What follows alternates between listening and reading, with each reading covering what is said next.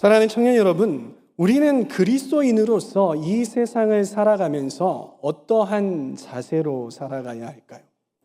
저는 이 자세, 태도라는 말을 상당히 중요하게 생각하는데 왜 중요하게 생각하냐면 이것이 우리의 마음의 중심이기 때문인 거예요. 우리의 마음의 중심이 하나님께 잘 향해 있으면 우리의 태도들도 그렇게 드러나게 돼 있거든요. 우리가 이 세상을 살아갈 때 어떠한 자세와 어떠한 태도로 살아가야 할까요? 저는 이 시간 경건이라는 단어를 소개하면서 설교를 시작하려고 합니다. 많은 사람들이 경건이라는 단어를 생각을 할 때에 뭔가 멀리 있는 것 같은 그러한 단어, 나와는 별로 상관없는 것 같은 단어, 극히 소수에게만, 특별한 사람에게만 해당되는 그런 단어로 생각할 때가 있다는 거예요. 그러나 이 경건이라는 단어는요, 우리 그리스도인에게 있어서 굉장히 소중한 단어입니다. 너무나도 아름다운 단어입니다. 이 경건이라는 뜻을, 사전적인 의미를 함께 보도록 하겠습니다. 경건이라는 이 단어는요, 첫 번째, 하나님께 예배하는 것처럼 살아가는 신앙 자세를 보고 경건이라고 합니다. 또 다른 뜻을 보면 이런 이야기가 있습니다. 세상적인 생각과 언행을 멀리하고 하나님을 기쁘게 하며 하나님을 의지하는 태도. 여러분, 이게 무슨 의미일까요? 저 나름대로 경건이라는 이 단어의 의미를 좀 되새겨봤는데, 이 경건이라는 단어는 무엇이냐면 우리가 삶을 살 때에 하나님을 향하는 태도다라고 저는 정의를 내렸습니다. 여러분들의 정의는 어떻습니까? 우리가 이렇게 하나님을 향해 있으면 우리는 하나님을 경험할 수 있게 되는 거예요. 여러분 잘 생각해 봅시다. 우리가 하나님을 경험하려면요, 하나님께 향해야 하죠. 아멘. 반대로 우리가 하나님을 향해 있지 않는다면요, 우리는 세상을 경험하게 될 것이고 죄를 경험하게 될 것이에요. 그래서 이 경건이라는 것이 상당히 중요한 것입니다.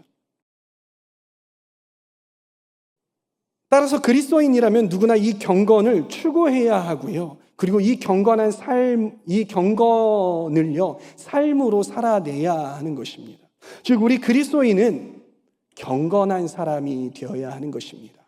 그런데 여러분, 우리는 왜 경건한 사람이 되어야 할까요? 우리는 왜 경건한 사람이 되어야 할까요? 여러 가지 의미가 있겠지만요, 여러 가지 이유가 있겠지만 우리가 경건한 사람이 되어야 하는 이유는 무엇이냐면 우리의 부르심이 경건에 있기 때문인 것입니다. 무슨 말인지 잘 이해가 되지 않을 것 같아서 말씀 한 구절을 준비했습니다. 고린도전서 1장 9절 말씀 함께 읽어봅시다. 시작.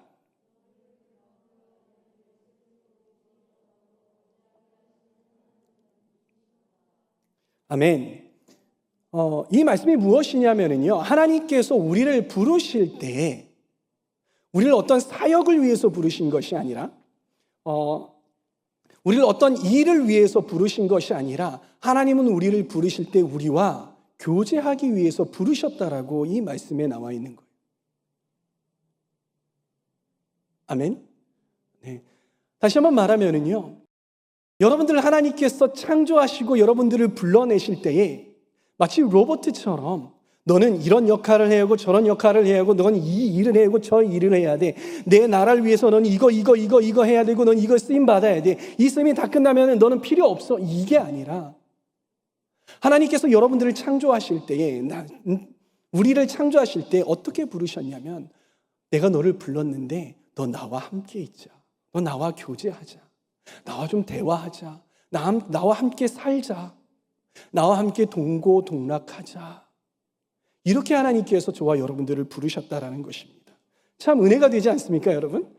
아멘.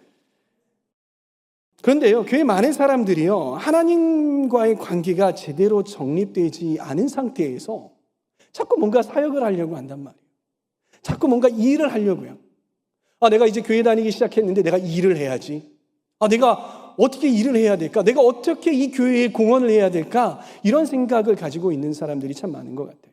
그리고 일부 교회는 자꾸 일을 자꾸 시키려고 이렇게 하는 교회들이 많은 것 같아요. 그러나 여러분, 네, 그럴 수도 있어요. 교회 사역을 하면서 하나님을 알아가게 되고요. 하나님을 경험하게 되는 그런 일들이 우리 삶 가운데 있기도 해요. 이거는 부정해서는 안 돼요.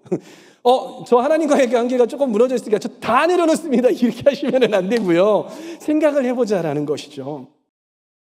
물론 그 속에서 하나님을 알고 신앙이 생기기도 하지만 제가 말씀드렸던 것처럼 그러나 우리가 먼저 생각해야 될 것, 우선순위를 정해야 되는데 그것이 무엇이냐면요. 그것은 우리가 먼저 하나님을 알고 하나님을 경험하고 하나님의 사랑과 하나님의 은혜를 경험해야 한다는 것이에요. 그럴 때 자연스럽게 우리 스스로는 하나님의 은혜를 경험하고요. 하나님의 사랑을 경험한다면 자연스럽게 하나님을 위해서 헌신하고 싶어지고요. 자연스럽게 하나님 나라를 위해서 일하고 싶어지고요. 자연스럽게 스스로가 교회를 위해서 일하고 싶어진다는 것입니다. 우리 이 그림을 한번 봅시다. 이 큰 원은요, 하나님이라고 생각을 해봅시다. 그리고 이 파란색 작은 원을 우리의 경건이라고 생각을 해보는 거예요. 여러분, 이 그림을 보면서 어떤 생각이 드십니까? 우리의 경건이요, 이렇게 작으면 우리는 하나님을 이 파란색과 빨간색이 만나는 그 반원보다 조금 더 작은 상태만 하나님을 경험할 수 있는 거예요. 그렇죠?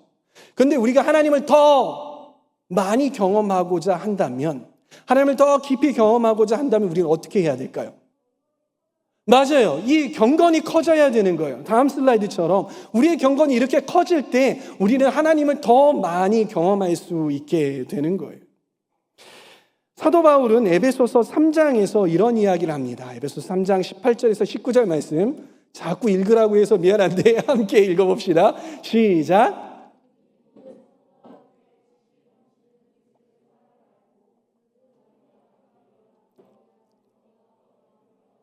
하나님의 모든 충만하신 것으로 너희에게 충만하게 하시기를 구하노라. 이 말의 중심 주제가 무엇입니까?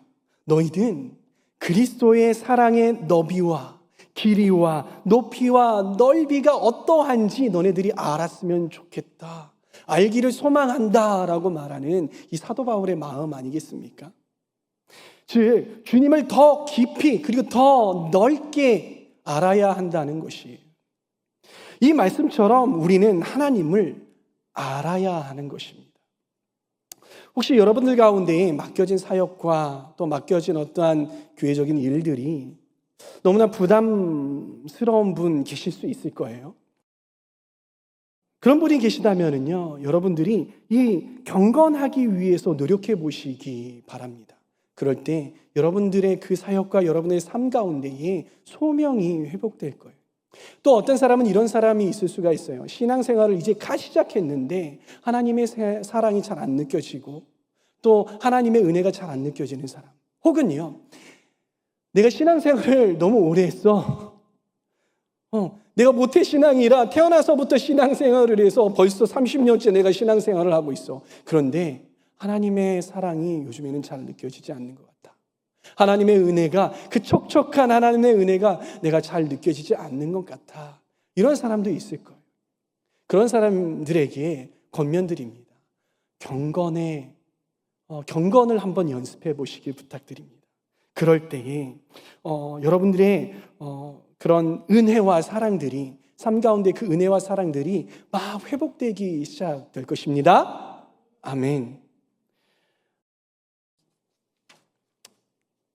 이렇게 그리스도인들은요, 이 세상을 살아가는 동안요, 경건한 사람이 되는 것을 추구해야 하고요, 그리고 경건한 사람이 되어져야 하는 것입니다. 그럴 때에 세상 사람들은요, 그 경건한 우리의 모습을 보면서 하나님을 발견하게 되는 것입니다. 그 경건한 사람의 모습을 보면서 사람들이 돌아오게 되는 거예요. 여러분들의 주위의 사람들이 여러분들이 교회 다니는 걸 알면서도 왜 돌아오지 않는 줄 아십니까? 여러분들이 열심히 전도함에도 불구하고 왜 그 사람들이 하나님께 돌아오지 않는 줄 아십니까? 그것은 우리의 삶 가운데 능력이 없기 때문이에요. 능력이 없는 이유는 우리 안에 경건이 부족하기 때문인 것입니다. 우리 안에 경건이 계속 커지고 우리 안에 경건이 충만해진다면요, 우리 삶 가운데 열매를 맺을 수가 있는 거예요. 그 열매가 무엇이냐면 바로 이 우리 주위에 있는 영혼들이 주님 앞으로 돌아오게 되는 것입니다. 그렇게 영향력을 미치게 될 수 있는 것입니다. 요셉은 어떤 사람인가요? 맞아요. 꿈의 사람이라고들 이야기를 하죠. 근데 저도 동의합니다. 요셉은 꿈의 사람이에요. 그런데 꿈의 사람이기도 하지만요, 저는요, 요셉을 경건의 사람이라고 이야기하고 싶습니다. 요셉에게요, 자신이 이해할 수 없는 상황들이 자꾸 반복해서 닥쳐요. 요셉은 영문도 모르고 그 상황들을 계속해서 견뎌내야 하는 거예요. 형들이 자신을 팔아먹고요. 보디발 장군의 아내가 자신을 유혹을 하는 거예요. 감옥에 들어가서 정말 이유 모를 고초를 겪고요. 또 이집트의 총리가 되잖아요. 근데 그러한 일들을 자꾸 겪는 거예요. 그런데 이 말씀을 보면은요, 한 번도 요셉이 하나님을 등졌다, 하나님께 원망했다, 우리 원망을 잘 하시는, 그렇죠? 누구처럼 그랬던 구절이 나오지 않아요. 그냥 묵묵히 요셉은 하나님을 향했던 것입니다. 그가 팔려갈 때에도, 그가 모함을 받을 때에도, 그 어떠한 상황 속에 있을 때에도 그 요셉은 하나님을 향했어요. 영문을 모를 때에도 하나님을 향했어요. 저는 그래서 이 요셉이 경건한 사람이라고 생각합니다. 여러분, 요셉이 그렇게 하나님을 향하니까 어떤 일이 벌어졌습니까? 이스라엘의 기근이 닥쳐왔잖아요. 그 기근 속에서도 하나님께서 이 이스라엘 백성을 이집트에 오게 하셔서, 그렇죠? 구원받게 하시는 그런 놀라운 역사를 경험할 수 있게 되었잖아요. 저는 이게 경건한 사람이 맺을 수 있는 영향력, 열매인 것입니다. 이렇게 우리가 경건한 사람이 되면 자신이 축복받을 뿐만이 아니라 우리의 주위의 사람들도 구원받게 되고 우리 주위의 사람들도 축복받게 된다는 사실을 여러분들 반드시 기억해 주시기 바랍니다. 그렇기에 우리는 경건한 사람이 되어야 합니다. 그러면은요, 여러분, 우리는 어떻게 경건한 사람이 될 수 있을까요? 네, 목사님, 알아요. 제가 경건한 사람이 되어야 되는 거 아는데 어떻게 해요? 제가 어떻게 하면 경건한 사람이 될 수 있을까요? 성경은 뭐라고 말씀하시는지 한번 볼까요? 우리가 읽었던 본문 말씀이죠. 디모데전서 4장 7절 말씀, 시작. 망령되고 허탄한 신화를 버리고 경건에 이르도록 네 자신을 연단하라. 그러면 이 말씀은 뭐라고 하나요? 경건에 이르도록 네 자신을 연단하라. 영어로 하면 exercise.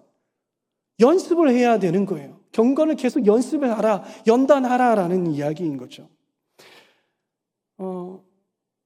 요즘요, 코로나와 추운 날씨 때문에 유행인 게 하나 있다고 합니다. 그게 뭐냐면요, 홈트래요. 홈트가 뭐게요? 홈 트레이닝. 맞아요. 우리가요, 운동을 처음 시작하면 어때요? 운동을 한동안 안 하다가 처음 시작하면 어때요, 여러분? 처음부터 잘 되던가요? 막 뛰는 거 막 안 하다가 한동안 막 뛰려고 하면요, 막 숨이 막 턱턱 막히고요. 그런 이야기 아세요? 그냥 입에서 피만 나는 거. 근데 막 그래요. 조금만 뛰어도 막 너무 힘들고 그렇단 말이에요. 근력 운동, 남성 여러분들 근력 운동 많이 하시잖아요. 막 어느 날 막 몸 좋은 남자 그 사진이나 아니면은 텔레비전에서 그런 모습을 봤어. 그래, 나도 한번 해봐야지. 우선 푸시업 열심히 하시고, 그렇죠? 윗몸을 이렇게 열심히 하잖아요. 그 다음날 어때요? 땡겨요. 아프고요. 그런단 말이에요. 그런데 거기에서 멈추는 사람들이 너무나 많아요. 저와 같이.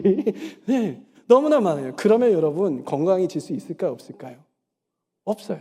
우리 몸이 건강해지려면 어떻게 해야 돼요? 그런 저항을 무릅쓰고, 우리 몸에서 오는 저항을 무릅쓰고 계속해서 뭘 해야 돼요? exercise. 계속해서 연습을 해야 되는 거예요. 운동을 계속해서 해야 되는 것입니다. 여러분, 신앙생활도 마찬가지라는 거예요, 여러분. 우리 신앙생활도요, 여러분, 우리 성경 통독 때 다들 잘 하고 계시죠? 네, 잘 하고 계시다라고 제가 보고를 받습니다. 어때요, 여러분? 처음 하니까 성경이 잘 읽어져요? 물론 잘하고 있던 사람들은 잘 읽혀지겠죠. 근데 잘 안 읽던 사람은 어떠냐면요, 자꾸 입이 꼬인다요. 주 여호와의 말씀 막 이렇게 자꾸 꼬인단 말이에요. 그리고 막 생소하고요, 이 말씀이 자꾸 안 들어와요. 근데 일주일이 지나고 며칠이 지나면 말씀이요 탁탁 잘 읽어지는 거예요. 그러면서 막 은혜가 되고요, 그 녹음하면서 막 눈물 뚝뚝 흘리면서, 그죠? 막 마음이 막 뜨거워지면서 그렇게 된다는 것이, 경건의 연습을 잘 하는 저와 여러분들 되시기 바랍니다. 그러면 우리는요, 어떤 영역에 경건의 연습을 해야 할까요? 많은 영역의 경건의 연습들이 있어요. 근데 제가 오늘 여러분들과 함께 나눌 부분은 이거예요. 자, 우리 디모데후서 3장 16절에서부터 17절까지의 말씀 함께 읽어봅니다. 시작.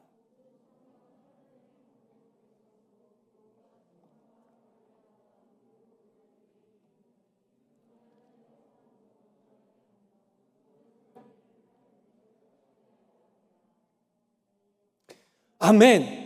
이 말씀은 뭐냐면 말씀에는 능력이 있다라는 거예요.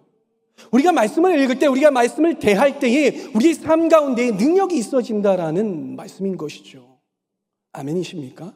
아멘. 따라서 우리가 말씀을 통해서 경건해질 수 있는 것이에요. 아까 말씀드렸던 것처럼 우리가 성경 통독을 하고 있잖아요. 우리가 계속해서 성경 통독을 하다 보면 능력이 있어지는 거예요. 우리가 경건해지게 되는 것입니다. 성경은 우리가 성경을 볼 때 경건해질 수 있다라고 말하고 있는 것입니다. 그래서 오늘은 우리가 성경을 어떻게 보아야 할까에 대해서 여러분과 함께 나눠보려고 하는데요. 성경을 보는 여러 가지 방법이 있어요. 거시적으로 보는 방법, 미시적으로 보는 방법, 여러 가지 보는 방법이 있는데 또 이렇게도 나눈답니다. PPT요. 성경을 보는 방법을요, 신학자들 사이에서 크게 세 가지 방법으로 나눠요. 그게 뭐냐면 첫 번째는 연역적 접근 방법이고요, 두 번째는 귀납적 접근 방법이에요. 그리고 세 번째는 주관적 접근 방법이라고 합니다.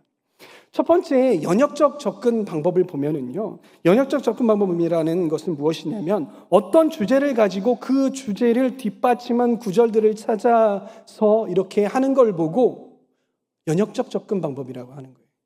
그러니까 목사님들이 많이 이 방법을 쓰거든요. 예를 들어서요, 제목 설교다, 주제 설교다, 인물 설교다, 이런 설교들 같은 경우들, 그리고 성경 어떤 배경 공부를 할 때 이 지명에 얽힌 어떤 성경 구절이 있을까 하면은 성경 여기저기에서 이 지명들을 이렇게 가져오는 거잖아요. 이런 걸 보고 연역적 접근 방법이라고 합니다. 간단하게 할게요. 그리고 두 번째 방법은요, 귀납적 접근 방법이에요. 이건 뭐냐면은요, 성경이 스스로 말하게 하도록 하는 거, 추구하는 거예요. 어렵죠? 그러면 어려운데 여러분들 아주 쉬운 방법이 있습니다. 제가 예를 하나 드릴게요. 어떤 방법이냐면 우리 수요일 날 우리 김규호 목사님께서 말씀을 전하시잖아요. 좀 설교하고 다르죠?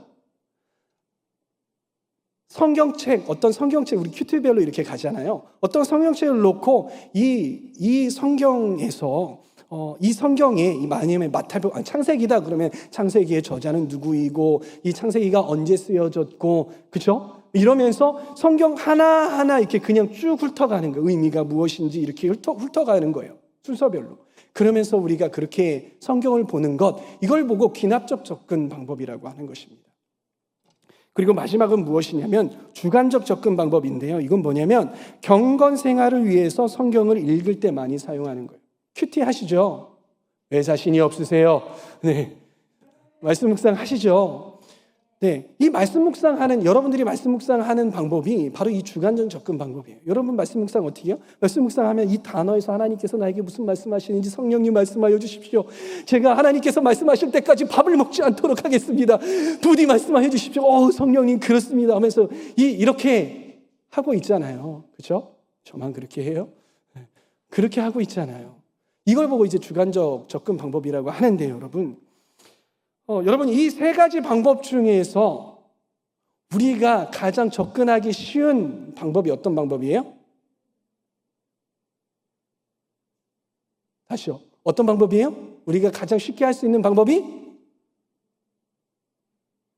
어려워요? 질문이? 네. 대개 연역적 접근 방법이나 여러분들 설교하시지는 않으시잖아요. 그렇죠? 이게 귀납적 여러분들 성경 강해나 성경 공부를 누구를 시키시지는 않으시잖아요. 그 두 가지 방법은 그런 것들을 할 때 사용하는 방법이고요. 이 주관적 방법은 아주 쉬워요. 그래서 여러분들도 많은 공부 없이 할 수 있는 거란 말이에요. 그렇죠? 우리 개인이 말씀을 가지고 우리의 경건을 위해서 가장 보편적으로 할 수 있는 것이 바로 이 주관적 방법인데, 그것이 바로 무엇이냐면 말씀 묵상, 바로 큐티인 것입니다. 저는 그래서 우리 주임제교회 청년 공동체는요, 공동체원 모두 다가 한 사람도 빠짐없이 다 큐티 했으면 좋겠습니다. 큐티 하시기를 권면드립니다. 한 아이가요, 클 아이인데도 크기는커녕 자꾸 야위어가는 겁니다. 그래서 궁금해서 아이의 엄마에게 물어봤어요. 아이에게 밥을 잘 안 주세요? 그랬더니 엄마는 아니요, 밥을 얼마나 잘 주는데요. 잘은 모르겠지만은요, 제가 생각하기에는요, 진수성찬이에요. 그런데 얘가 자꾸 이렇게 야위어요. 그래요? 제가 한번 밥 먹는 거 봅시다 하고서는 본 거예요. 밥 먹는 걸 보니까 이 아이가 어떻게 하고 앉아있냐면, 엄마가 얘야 밥 먹자고선 딱 내려놓으니까는요, 아이가 도망가는 거예요. 자꾸 텔레비전 앞에 가서 앉아있고, 엄마가 텔레비전 끄면은 장난감 가지고서 막 이렇게 하는 거예요. 엄마가 속상해서 밥 먹어야지, 싫어 나 밥 안 먹을래 하고서 밥을 거부하는 거예요. 그리고 저기는 자꾸 과자 부스러기 주워 먹고 이렇게 하는 거예요. 밥 먹어야지, 밥 떠면서 맛없어 안 먹을래 하면서 저 그림처럼 저러고 있었다라는 거예요. 우리 주임제교회에서는요, 자체적으로 말씀 묵상 책이 발간이 됩니다. 그렇죠? 여러분 아시죠? 그리고 여러분들 카카오톡 우리의 단체 톡방에 보면은요, 매일마다 누군가가 말씀 묵상을 계속해서 올려줘요. 여러분들 그 과정이 얼마나 힘든지 아세요? 그럼에도 불구하고 말씀 묵상을 하기 위해서 계속해서 올려요. 그리고 참 감사하게도요, 그 말씀 묵상 본문을요, 김규호 목사님께서 수요일마다 그 말씀 묵상 본문에 따라서 설교를 계속해서 하세요. 여러분, 그게 쉬운 것 같죠? 그게 얼마나 어려운 일인지 몰라요. 정말 저보고 하라면은요, 시험 들 거예요. 그 정도로 얼마나 열심히 준비해 오시는지 몰라요, 여러분. 그리고 우리 최은양 목사님은요, 다른 설교들도 하시지만은요, 말씀 묵상 가운데 받은 은혜들을요, 금요일이나 또 주일날 그것들을 풀어놔 주시잖아요. 얼마나 좋습니까, 여러분? 그렇죠? 너무나도 좋아요. 여러분, 어디에 가서 이렇게 말씀 묵상하기 최적화된 교회를 찾기가 어려워요. 밥상으로 따지자면은요, 진수성찬인 거예요, 여러분. 이렇게 하는 교회 여러분 거의 없어요. 정말 찾아보기 어려운 거예요. 여러분, 우리 교회에서 하는 이 프로그램에 참여하기만 하면은요, 우리로 하여금 경건한 사람이 될 수 있도록 도와주는 것입니다. 여러분, 문제가 무엇인지 아십니까, 여러분? 문제는 우리가 말씀을 읽으려고 하지 않기 때문인 거예요. 말씀을 들으려고 하지 않는 것입니다. 의지가 없는 거예요. 그 음식을 거부하는 아이처럼요, 자꾸 이 말씀을 놓고서는 부담스러워. 왜 그거를 굳이 말씀을 그냥 통독하라고 하면 되지, 왜 그걸 녹음하래? 그걸 자꾸 올리래? 나 못하겠어, 안 할래. 자꾸 마음 가운데 부담스럽고 불만이 생기고, 그렇죠? 말씀 묵상 본문이 올라오고 막 이러면은요, 올라왔네? 그래. 지워버리고. 올라왔네? 또 올라왔어. 야, 이거 왜 이렇게 단체 톡방이 이게 자꾸 올라오는 거야? 귀찮아 죽겠네, 진짜. 미안해요. 귀찮아 살겠네. 심지어는요, 누군가는 들어가 보지도 않더라고요. 그냥 읽음으로 표시, 오케이. 그런단 말이에요. 이러한 교회에서 하는 프로그램, 이런 시스템에 참여하지 않는 것은요, 나는 경건해지고 싶지 않아 라는 그런 말로밖에 안 들리는 거예요. 나는 야위어 갈래. 나는 시험 들을래. 나는 신앙생활 관심 없어. 이러는 거로밖에 저는 보이지 않아요. 제가 좀 과장했죠. 근데 저는 실제로 그렇게 느껴져요. 왜 말씀을 안 읽지? 왜 말씀 묵상 안 하지? 읽으면 너무 좋은데, 말씀 묵상하면 너무 좋은데, 얼마나 우리 영이 촉촉해지는데. 여러분, 교회 이러한 경건 프로그램에 잘 참여해 주시기 바랍니다. 특별히 말씀 묵상 잘 하시는 저와 여러분들 다 되시길 바랍니다. 근데 여러분, 이게 뭔가 강압적인 것 같잖아요. 말씀 묵상해. 니네 말씀 묵상 안 하면은 밥 굶는 거야. 똑바로 해. 이건 것 같잖아요. 뭔가 말씀 묵상하면은 유익이 된다? 이런 이야기를 좀 해드려야 되잖아요. 그렇죠? 그래서 준비했습니다. 말씀 묵상하면 뭐가 좋길래 자꾸 말씀 묵상하라고 할까요? 이 말씀 한번 봅시다. 시편 1편 1절에서부터 3절까지의 말씀 다 같이 큰 소리로 우리 공동체니까 또랑또랑하게 목소리를 맞춰서 시작.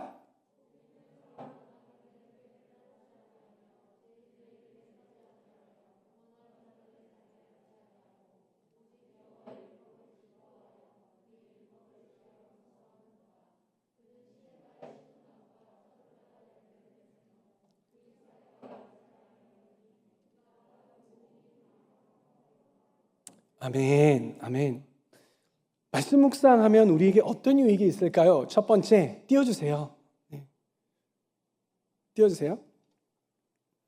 네, 첫 번째 뭐냐면 복이 있는 사람이 될 수 있는 거예요. 복이 있어야 말씀 묵상하는 사람에게는. 여러분, 복이라는 개념을 우리나라 사람이 자꾸 물질적인 것들로 연관시키는데 맞아요. 물질적인 것도 복 중에 하나예요. 근데 여기에서 말하는 복은 뭐냐면요, 기쁨이라는 거예요. 다 해봅시다. 복은 기쁨이다. 하나님의 말씀을 묵상하는 사람들은요, 그 삶 가운데 늘 기쁨이 넘쳐나는 거예요. 그러니까 외국 사람들이요, I bless you 그러잖아요. 내가 너 축복해라고 하잖아요. 그리고 내가 너를 축복해주고 싶은데 어떻게 할까? 여기서 말하는 이 축복이라는 말은 무엇이냐면, 복이라는 말은 뭐냐면 내가 너를 기쁘게 해주고 싶다라는 거예요. 너 뭐 할 때 기쁘니? 내가 너를 축복해주고 싶은데 너 뭐 할 때 기쁘니? 그거 나한테 알려줘서 축복해줄게. 그거라는 거예요. 돈만 밝히는 사람은 돈 줘라. 돈 줘 이거겠지만은요. 이 기쁨이라는 건 그런 거예요. 아셨죠, 여러분? 이 말씀 묵상하는 사람의 삶 가운데에는 기쁨이 넘쳐난다고 했는데요. 남들이 보기에는요, 절망하고요. 남들이 보기에는 절망하는 그런 상황들, 그리고 우울한 순간들, 그 막 두려워하는 그런 순간들, 비관할 수 있는 그런 상황, 그런 상황 속에서도 기쁨이 넘쳐나는 거예요. 말씀 묵상하면 여러분들의 삶 가운데 어떠한 것들이 다가와도 여러분들은 난 여호와로 즐거워하리, 난 여호와로 즐거워하리 하면서 기뻐할 수 있는 것이에요. 특히 이 코로나 시즌에 우리 너무 진짜 웃을 일이 별로 없잖아요, 여러분. 말씀 묵상하면 여러분들의 삶 가운데 기쁨이 흘러넘칠 겁니다. 그러한 복이 여러분들 가운데 있을 거예요. 두 번째, 말씀 묵상하는 사람은요, 열매가 있습니다. 3절 말씀이죠. 열매를 맺으며. 매일 하나님의 말씀을 묵상하는 사람은요, 그의 성품이 변화가 되게 되는 것이. 그러면 하나님을 닮은 성품으로 변화가 되는데요. 그러다 보면은 다른 사람들에게 영향력을 끼치게 되는 거예요.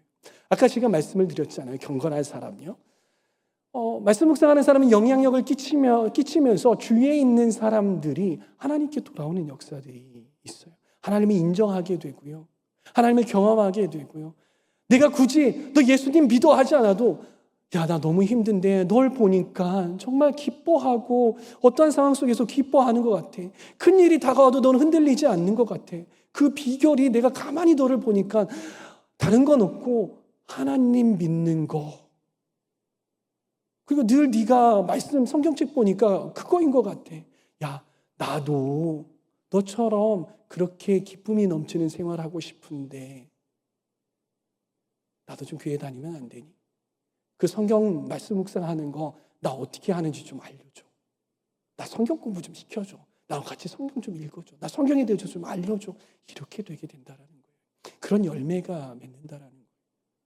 여러분, 특별히 여러분들이 가족 가운데, 또 친척 가운데 가장 소중한 친구들이 교회 다니지 않는, 예수님 믿지 않는 그런 분들 계시지 않습니까?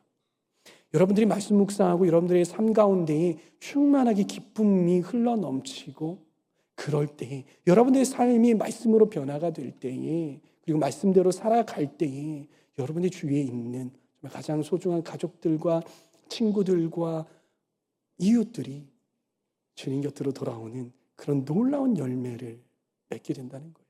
우리 삶 가운데 많은 열매를 맺을 수 있지만요, 하나님 앞에 가서, 그렇죠? 천국에 딱 갔는데 사람들이 그러는 거예요. 몰려들어서 내가 당신 때문에 여기 천국에 올 수 있었어요. 너무 고마워요.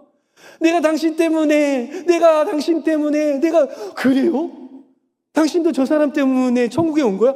대단하네. 나도 그러는데. 그런 사람들이 막 모여서 그러면 얼마나 좋을까요, 여러분?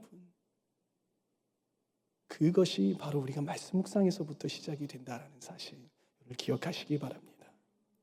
세 번째, 우리가 말씀 묵상할 때 어떤 유익이 있냐면 잎사귀가 마르지 않는 축복이 있는 거예요. 여러분, 식물 키워봤죠? 물 안 주면 어떻게 돼요? 잎사귀가 마르기 시작해요.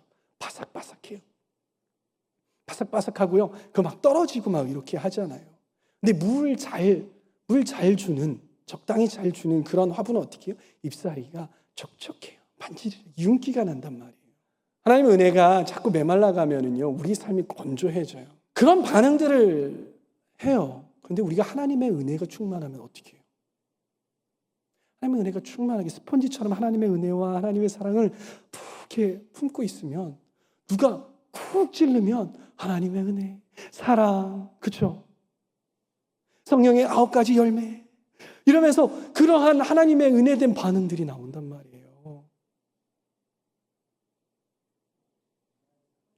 마치 스펀지처럼요, 물을 막 이렇게 쭉 머금은 스펀지처럼 하나님의 은혜와 하나님의 사랑과 말씀과 이 모든 것들, 믿음과 이 모든 것들이 여러분의 삶 가운데 이렇게 충만하여서 마르지 않는 그런 잎사귀와 같은 저와 여러분들 되시기 바랍니다. 아멘.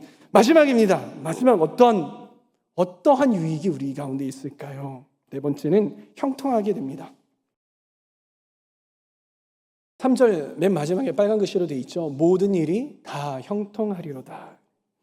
여러분, 여기서 말하는 형통은요, 또 우리 세상적인 사람들은 형통하다 그러면 세상적인 성공을 말해요. 돈 잘 벌고 막 직분이 막 올라가고 직급이 막 올라가고 막 승진하고 로또 대박 터지고 내가 했던 막 부동산 막 값이 막 올라가고 주식이 막 와르르르르 막 올라가면서 우후 막 이런 걸 보고 형통이라고 하잖아요.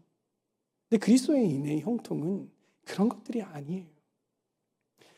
그리스도인의 형통은 무엇이냐면요, 하나님의 뜻이, 하나님의 기대가, 하나님의 소망이 우리의 삶 가운데 이루어지는 걸 보고 형통이라는 것입니다. 말씀 묵상을 하잖아요. 그러면 우리가 말씀 묵상을 하고 그 가운데 성령님께서 하시는 음성들을 들으면 하나님의 뜻을 우리가 발견하게 되는 거예요. 성령님이 우리에게 하나님의 뜻을 말씀해 주세요. 막 가슴이 뛰는 겁니다. 그러면서 어떤 일이 일어나냐면 그 하나님께서 어떤 사람을 사용하실까요? 하나님의 뜻을 아는 사람을 사용하실까요? 하나님의 뜻을 모르는 사람을 사용하실까요? 하나님의 뜻을 아는 사람을 사용하시죠. 그 하나님의 뜻을 알려주시고 그 사람을 통하여서 하나님의 일들을, 하나님의 역사들을 이루어 가시는 것입니다. 이걸 보고 형통이라고 하는 거예요. 여러분, 우리가 하나님 편에 있다면, 하나님께서 우리를 사용하신다면, 하나님께서 우리와 함께 하신다면 그 어떠한 적도 우리를 넘어뜨릴 수 없습니다. 우리의 삶이 고난에 빠질지라도 우리의 삶이 다시 한번 힘차게 딛고 일어날 수 있는 것이에요. 그것이 바로 형통한 삶이라는 것입니다. 저와 여러분들은 모두 다 이렇게 하나님을 힘입고 하나님과 함께하고 하나님의 뜻을 알고 그 하나님의 하나님의 역사에 동참하셔서 형통하게 되어지시는 저와 여러분들 다 되시기 바랍니다. 축복합니다. 그래서 여러분, 저는 우리 주임제 교회 청년부라면 모두 다, 주임제 교회 청년부들은 모두 다 말씀 묵상해. 그게 기본이야. 이렇게 여러분들 아셨으면 좋겠어요. 여러분들의 기준을 높이세요. 빨리 높이세요. 그래서 주임제 교회 청년부 오면은 말씀 묵상 안 하면 이상한 거야. 너 왜 안 해? 야, 너 말씀 묵상 안 해? 너 되게 이상한 애다. 왜 안 해? 그거 비정상이. 이렇게 했으면 좋겠어요, 여러분. 너 말씀 묵상해. 너 되게 이상하다. 야, 불편하게 그거 왜? 야, 요즘 말씀 묵상하는 애가 또 어딨어?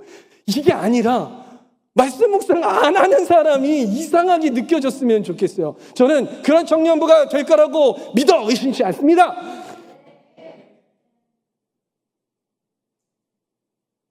아멘. 아멘. 도전하십시다. 여러분, 이상하세요, 이 이야기들이?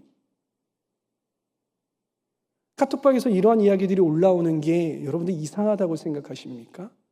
사랑하는 청년 여러분, 이게 비정상이 아니라요, 이게 신앙인들의 정상이고 기본인 것입니다. 여러분, 신앙인이라면 마땅히 이렇게 되어져야 하는 것이에요. 우리가 그동안 너무나도 기준을 낮게 잡고 있었어요. 그러니까 자꾸 힘든 거예요. 그렇기 때문에 우리는 연습을 해야 하는 것입니다. 그럴 때 우리는 서로가 성장할 수 있는 거고요. 그렇게 우리 공동체가 경건한 공동체가 될 수 있는 것이고, 그렇게 풍성한 공동체가 될 수 있는 것입니다. 그렇게 우리가 말씀 묵상할 때 우리는 시냇가에 심은 나무처럼 복 있는 사람이 될 수 있고, 열매 맺는 사람이 될 수 있고, 잎사귀가 마르지 않는 사람이 될 수 있고, 형통하는 사람이 될 수 있는 것입니다. 사랑하는 청년 여러분, 그렇게 말씀 묵상하는 복 있는 사람, 경건한 사람들, 그런 공동체 되십시다.